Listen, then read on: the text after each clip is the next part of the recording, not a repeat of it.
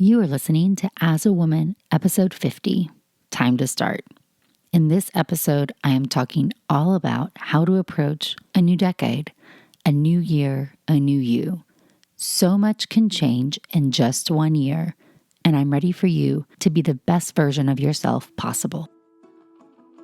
Welcome to As a Woman, the podcast hosted by fertility physician Dr. Natalie Crawford to educate and empower women. Each week, learn about your health, your fertility, and how they relate to your true self. Become a part of the community fostering collaboration over competition while learning how to authentically find your voice and amplify others as a woman.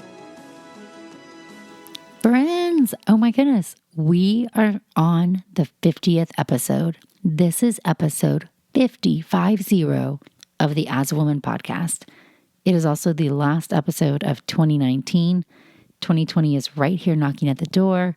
If you're listening to this in real time, it's being released on New Year's Eve.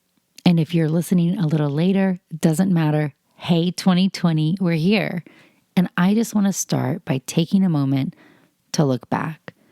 Those of you who follow me on Instagram at nataliecrawfordmd, you have seen me reflect over the past year. And that is because in 1 year, I made a huge change in my life. Literally, I'm living a different life than I was a year ago. And that is good in all of the ways. What I've learned about life and people in general is people make assumptions about you based on the end product. So, for example, you see me right now, and I have 2 kids, and they're the most perfect kids. They are 4 and 5. They're amazing. They're my everything. And you think I planned that out perfectly. Oh, what does this doctor even know about the struggles that I may be having, about when to have kids, if I can have kids, infertility, etc. And it's not until you really get to know me or you hear my story that you found out that my kids were my pregnancies 5 and 6. There are 4 other things that happened, 3 miscarriages, 1 ectopic, that were not children. And there was a point in time where I didn't know if I would ever have a family, let alone my perfect family that I have now. But if you just see my right now, you see the end or the middle or whatever, but you don't see where I started or where I came from. And the same thing is happening at the end of 2019. I just had the most incredible professional year of my life. I have had tons of personal and professional growth. I have said no to more things than ever, and I have said yes to more things than ever. It has challenged me and pushed me. There's been so much self-discovery, and it all happened because I just decided I needed to make a change. If you've listened to prior podcasts like Burnout or Girl Quit Your Job, you know part of my story. But what happened is I got to a place where I was so busy trying to please other people, trying to live up to expectations, not wanting to let anybody down, not wanting to be a failure, not even wanting to admit the truth of the situation I was in, that I was just getting further and further and further away from myself. And I was making decisions in line with this other persona who wasn't really me at all. And that's just because I was at the end of a rope and I was trying to adjust to the environment instead of simply acknowledging that the environment was wrong. And I really hope you're listening and you say, "Ooh, that sucks. Thank goodness I'm not in that situation." That's really where I hope you are. But I know for a fact that there are some of you in that position. And it's one thing if you feel that way, but your situation is transient. It's an internship or a residency or a finite time period. That is more sustainable than this is your job. This is your life. What are you doing with your life? The time is now. It is time to start prioritizing yourself. And I don't mean go be selfish or not take care of other people, but I mean, girl, you have one life. Dear friend, this is it. We go through life day in and day out, and we try to avoid really thinking about the fact that our life ends. For most of us, we do not deal with death on a day-to-day basis. Those of us in medicine, we know it's always lingering there. Or those of us who've lost somebody close to us, we know that this unthinkable thing can happen at any time. And it doesn't matter what was on your to-do list, the big things you would get to later. When your time comes, your time comes. And I'm saying that right now to you at the start of 2020 because it matters. You are too important to be living your life this way. You are too important. It is your time. It is time to start saying no to things that don't serve you. And it is time to lean in hard to the scary things. I will say, if you look at my year, let's think about it. I quit my job with no backup. Probably months before, my husband and I had talked about this. I don't know if I can get another job. I have this non-compete. I like taking care of patients. It'll look so bad. What if we have to move? On and on and on and on. Essentially, I was coming up with every single imaginable excuse to not go to the hard spot because the hard spot had a lot of question marks. Leaving a job that I was depressed, burnout, unhappy in to go to question mark means there's a lot of things unknown, especially when you are the primary breadwinner for your family. My husband is amazing and he's got a great job, but I make the majority of the money. And we have a house based on this salary. We have things, cars, other responsibilities, and I'm in charge of that. I can't just willy-nilly quit my job without there being repercussions. And I let that be an excuse to be unhappy for a really long time. And I was in such bad denial of my unhappiness that I was trying to accommodate even more. I was going further away from where I should be. And that is really when I reached rock bottom. And when I reached that place, I went to a lot of therapy that helped immensely. But the one thing that really stuck out was that I was not making any decisions for me. I was too nervous to launch my blog, start a podcast, take vacation, take some of these opportunities that were coming my way. And suddenly I realized I am saying no to all these things that really I'm passionate about. And that is the wrong thing. Life is too short for that type of decision making. And I wasn't going to do it anymore. I was going to start to make decisions that suited my long-term goals, my passions, what I wanted to leave behind in this life. And I wasn't really going to care about what happened, which sounds ridiculous. I know it does. I really think the truth is I reached such a low end. I said, hey, I can't settle anymore. If I settle for this and I'm unhappy, what kind of mom am I? What kind of wife am I? What kind of friend am I? What kind of doctor am I? Am I helping anybody in this position? And it got so bad that I said, you know what? I need to take the jump, the leap, and not worry about what's on the other side, because I now know that I am worth not settling for. And if I take something, if I take a job that doesn't fit me, I'll be in the same spot. And then I may be worse than I am right now. So I approached every decision. Is this the right one for me? Independent of all the other factors. And I am a type A planner, you guys. I'm an Enneagram 1 or 3. Depends on how you look at it. Probably a 1. But the point is, I plan everything. I make lists for everything. I had a spreadsheet when it came to which fellowship program to rank in what order. I'm a planner, guys. So when I say I'm going to make decisions based on this decision without thinking about the 10 things that will happen afterward, that's a huge mind shift. And it has changed everything. So I started saying no to job opportunities. Even though I wanted to say yes because I liked the people, it was the wrong job. And I started negotiating like I didn't need the job. These are the things I need. You can't give them to me? That's okay. Seriously, that's okay. Everybody can't give you everything. It is a nice opportunity. Thank you. Let's stay friends. Not for me right now. That's not what I need. I started saying no unapologetically. That's not right for me. I can't commit to that. I need to spend time with my family. I would love to, but I can't. And I started to just suggest other women who were amazing and not feel guilty about it. I let the guilt go from those expectations.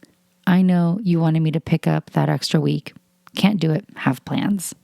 I know you wanted me to be on this advisory board. It's not in line with my passions or goals, so I'm not going to do it. But here's somebody who would be great. I just let the guilt go. I let go of the expectations, let go of pleasing people, and looked at the decision for me. And I got a great job, and I work 4 days a week, and I've traveled so much with my family, and I've had all these opportunities thrown at me, and I've had time to create. I've been able to pour my heart into this community, and I've been able to say no and then say yes. Hey, yeah, Wearfix, I would love to go be on a billboard. Sounds amazing. Hey, Pop Sugar. Yeah, I will be featured about working moms. Yes, I'd love to speak at that. Yes, yes, yes. Create a conference for women in medicine sounds completely up my alley and something I'm very passionate about. Is it going to take 1 million hours of my life? Sure is. Was Pinnacle Conference worth every moment of that? It was, guys. It was life-changing because it was in line with me and what I wanted to do, and it was worth the time. And I really think this concept, if we rewind, goes back to what I tell young medical students. One of the top questions that I get asked from medical students is how to pick a specialty. And most of you know I picked wrong. I went into emergency medicine, and that was wrong for me. And I left and I went to OBGYN.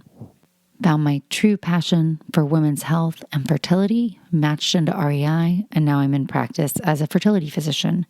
It is 1000% the right job for me. And I didn't see it back then because I let a lot of these external voices be so loud. And what I tell young medical students is this: you must pick something you love. You must pick something in line with your passions. Because if you are doing something to serve other people, your parents, your spouse, your future kids, your current kids, your mentors, whoever, it's not right for you. And you are smart, and you will figure out that it's not right, and you will be unhappy, and you don't want to be unhappy, so you will stop doing it. And then, was any of this worth it? This time of taking all of your 20s to try to become a doctor to help people, if you end up in the wrong field that's not right for you and you leave, was this worth it? So you need to be honest with yourself and make a decision that suits who you really are and what matters to you. And friends, that is what you need to do also. You need to look at these decisions, these opportunities that come in front of you about, do they matter to you? What does it mean to do this? And what does it mean to say no? And probably it means much less than you think to say no. And some things may be parallel with your passions. So we will use volunteering at my daughter's school. She's in elementary school. She's in kindergarten. I'm a full-time working mom, but I have Mondays off. So when there are volunteer opportunities on Monday, you know who jumps at it? Me, I jump at it. That's mine. I'll do it. I'm there. Do I like being around kindergartners? Not so much. Do I like teaching or being at school? That's not my thing. But I really, really love my daughter, and it makes her extremely happy. And I love being her mom. And the risk on my day off of going up there is less time to record a podcast or create content or work on other things. That risk is low. The benefit is high, being a good mom that day. So it's in line with my goals and my passions, and I do it and I smile and I'm happy and I don't feel guilty that I didn't record as many podcasts that day, or I didn't write the blog post or record a video or whatever. I don't. My time was well spent because it was in line with my big goals. And you know what? I can't get off Tuesday through Friday. It really requires me to move mountains. Maybe that's an exaggeration, but I book out 6 weeks. That's incredible. As a fertility physician, most patients will not wait longer than a menstrual cycle to see you, and I am booked out 6 weeks. That is a topic for an entirely different podcast, but the point is, I can't get off with the 2 weeks notice that school gives me to go show up for the winter festival. So I show up on Mondays when I can, and I beg her teacher to tell me of the big things. What's the biggest thing happening this semester? Oh, winter festival? Oh, it's on a Wednesday morning. Great, let me take PTO 3 months in advance. And that's fine and it works. My point is that if you know what matters to you or what brings you joy and what brings you happiness, then go for it. And it may not be going to school. That may not be your thing. You may hate it so much that it is so unworth it. And you're better served by going to eat lunch at school or taking off to chaperone the field trip or doing 0 things with school, but taking the kids to a movie after school one day. I don't know. You mom in your own way. I am not here to judge you, but I'm saying that every little decision you have in front of you, you need to evaluate that decision. I say no to a lot of speaking stuff out of town because it is peripherally aligned with my goals or some of my little ones, but not the big ones. And the time away from my family is not worth it. I also say yes to a lot of things out of town. And I try to think of which ones can I bring my kids on with me? Which ones do I need to go by myself? Which ones can I take Jason? What is going to allow me to still be present as a mom and as a wife? And which things do I really need to tackle by myself? And all the things are okay. Maybe you need to go to everything alone. Maybe you need to take your family on everything. I do not care. Nobody cares but you. If you are shooting for wear figs and you're missing your family so much that you're not even enjoying the moment, you made the wrong choice. Similarly, if your kids are driving you bonkers and you can't focus, you made the wrong choice. This is your life. It is time to start making decisions for you. Decisions that matter to you. Decisions in line with who you are. But the biggest problem is that often we don't really know who we are. We have lost touch with who we are. We're so busy just grinding and working and trying to achieve goals that we have forgotten what it was like to just feel and think uninhibitedly and believe in ourselves and want things that are crazy big. We have let society and life and culture shape us into who we should be or who we think we should be or how we should act. And a lot of this is putting our own needs very last. And I bet if you're listening to this podcast, you could nod your head. You could nod your head. You are often taking care of all the people in the room or the house and putting yourself at the very bottom. And that's not a bad thing. It is good to take care of people, but it is bad to neglect yourself. You need to do both. And I will argue, as will so many, that you need to put yourself first. Because if you take care of yourself, you can take better care of others. If this is your one life, because it is, don't you want to live it? Don't you want to be here as long as possible for those kiddos you may have, or for your husband or your dog or your cat or for whoever? Don't you want to have the best chance at staying healthy, not getting a chronic disease? Don't you want to explore the world or your town or something? Don't you have a desire to be the very best version of yourself? And should that version take care of herself? Should she be healthy? How many times have you written on a New Year's resolution, get healthy, get in shape, eat better? How many times have you started a year saying that you were going to make yourself a priority and then you didn't? Or you did for a little bit and then you fell off? And why is that? I know we are all busy. We all have the same number of hours in a day. We all have the same crazy big to-do list. But I think it's because so often we let the world tell us that we are not important. We are not as important as whoever else we need to take care of.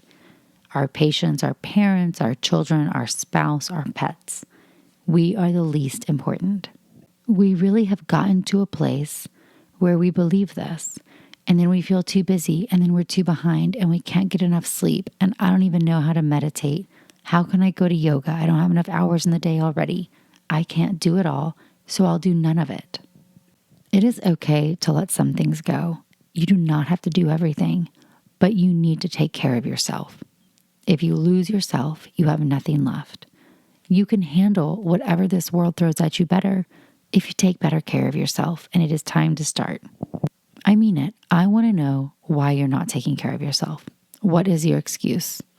And if you set a goal, a little micro goal, like I'm going to go for a walk or for a run or ride the bike or whatever, and you don't do it, What excuse is worth you?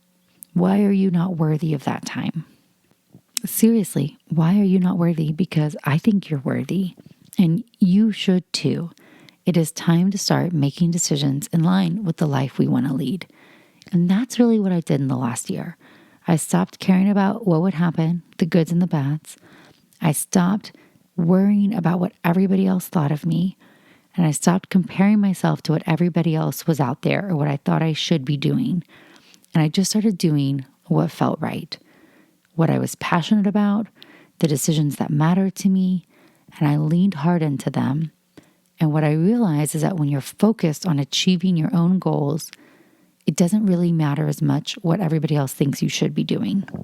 It is really easy to stand here and say, hey, yeah, I'm going to defend myself because I'm working out every morning because I want to be able to run a 5K with my kids at the turkey trot. That's a goal and I want to do it. So I'm taking care of myself. When people want to throw you shade for making educational videos or for having an Instagram or a TikTok or a YouTube or whatever, if you're passionate about it, that's fine. Bring it on. If you are not comparing yourself to what everybody else does, you can do more. If you compete gracefully and collaboratively and work together and learn, we can all do more together in this space and in this world. And so stop looking in everybody else's lane. Stop feeling entitled that you are owed certain things in this world. The truth is, the world owes you nothing. You owe it to yourself to make choices that are going to suit you the best. You need to start understanding what you need to be happy. Because if you are happy, if you are making choices and you're standing by them, no matter what the world is saying, you're going to be able to move into that better version of you. You are going to take better care of the people around you. You are going to be a better participant in this world, and the world will then notice. I will tell you, the world will then come around, the ones that were putting you back or making you feel guilty, and they will then be your biggest supporters. You just need to do you. And you can't do you if you don't know you. And you can't know you if you don't take time. So start exercising. Don't just eat better, go on a diet. Like, eat better for your life, friends. Start journaling. Take a course, take a class, take a trip, go to yoga, start meditating, go to counseling, do something for you. Okay, I once heard somebody tell me that you need to be your own best friend. And I always laughed at this. I always did until this past year, when I realized what that really means. That's not love yourself the most, even though I'm actually a huge fan of that. It means know yourself like you would your best friend. Ask yourself the hard questions like you would your best friend. Look inside yourself and see what dreams are there, like you would challenge your best friend to do. Stop settling for the bullshit, like you wouldn't let your best friend do that. Take out the garbage. That's what one of my best friends has always told me. Ever since way back in college, he would say, take out the trash. So just consider this your friendly little reminder to take out your own trash. It is time. What trash? What is cluttering your life? What can you get rid of? What load can you let go of? How can you get trash out of your picture? And how can you start making decisions for you? How can you become your own best friend? Because it is time to start. It is a new year, a new decade, time to be the best version of you possible. And I promise, when you start to become your own best friend, when you look inside and you see what's really there and what matters and what fuels you and what you're passionate about, and you start to lean into this and make decisions based off of it, it's going to change everything. It really will. You just have to start. And the time is now. Friends, I just want to say thank you so much for your support of the As a Woman podcast, episode 50. Here we are. 400,000 downloads. That's incredible. You guys have blown my mind with where we started this almost a year ago. Every week there's been an episode. We have learned about fertility, learned about plant-based eating, looked hard in ourselves and challenged us with hard questions about female leadership and empowerment and personal growth. And here we are. And I really couldn't love you more for it. I hope you have a great New Year's Eve if you are listening to this in real time. I will be eating Thai food and drinking champagne and playing in the backyard with sparklers with our friends. That is what we love to do. Spend time with the people who support us and challenge us and are our real best friends. I really am hopeful that some of this resonated with you. And I really hope that you're looking for 2020 to be the start of even that next best chapter. I really hope 2019 has been an awesome year for you and that you can take that year and even enhance it. And if it hasn't, it can get better. It can get better, I promise. I also want to say that I just launched my masterclass, which has been about a year in development.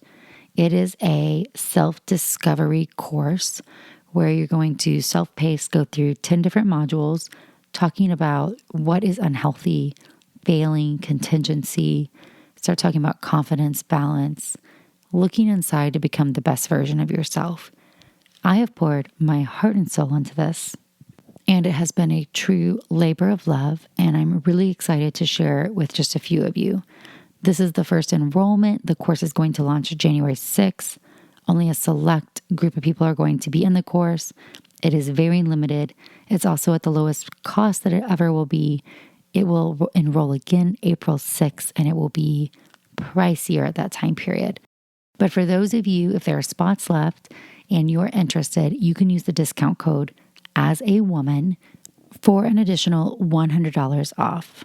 And you heard it here. That is just because you listened to the podcast. A thank you for your support, your inspiration, and for just being the most amazing community that there is. Happy New Year.